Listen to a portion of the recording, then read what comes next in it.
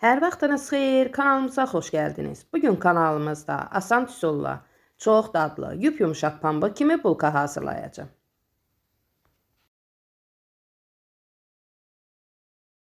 Xəmiri hazırlamaq üçün 2 stəkan ilıq süd götürmüşəm.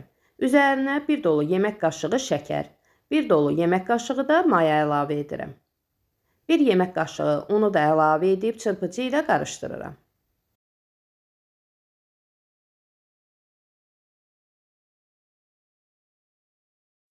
Üzerini qapaqla örtüb 5-6 dəqiqə gözləyirəm ki, maya aktivləşsin. Maya aktivləşdikdə içərisinə stəkanın başında 1 barmaq əskik şəkər, 5 dolu yemək qaşığı duru yağ əlavə edirəm. Duru yağ olaraq qarıqdal yağı götürmüşəm. 2 ədəd otaq temperaturunda olan yumurtanı, 1 paket də vanil əlavə edirəm. Unun bir hissəsini az-az töküb əlimlə xəmir yoğururam. Biraz da undan qabda saxlayıram. Xəmir bu cür sıyıq olduqda içərisinə 60 qram otaq temperaturunda yumşalmış kərə yağını da əlavə edib yenidən yoğururam. Sonradan unun yerdə qalanını da əlavə edirəm. Təxminən bu xəmirə 850-900 qram un gedir. Yumşaq ələ yapışmaya xəmir alınmalıdır.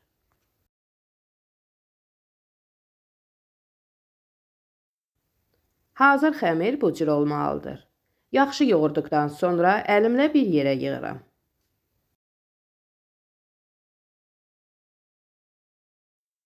Üzərini streçlə, çay dəsmalı ilə örtüb isti bir yerə qoyuram ki, acısın. Təqribən 1 saat ərzində tam acıyır. Acıdıqdan sonra çay dəsmalı streçi götürürəm. Əlimlə xəmirin havasını çıxardıram.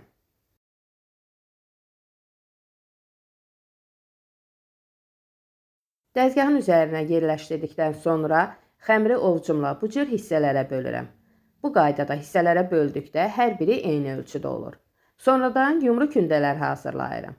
Qeyd edim ki, hazırladığım xəmirdən 3 ədəd gül bulka alınır. Sayı təqribən 20-21 ədəd olur. Əvvəlcədən duru yağ çəkdiyim listin içərisinə kündələri bu cür gül formasında düzürəm.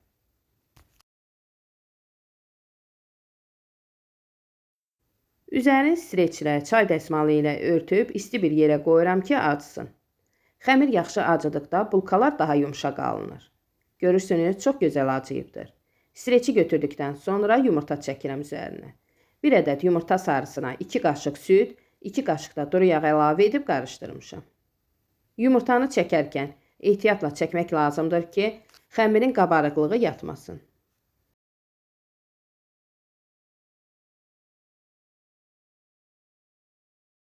$200 dərəcəlik sobada alt-üst rejimdə qızaranacan bişirirəm.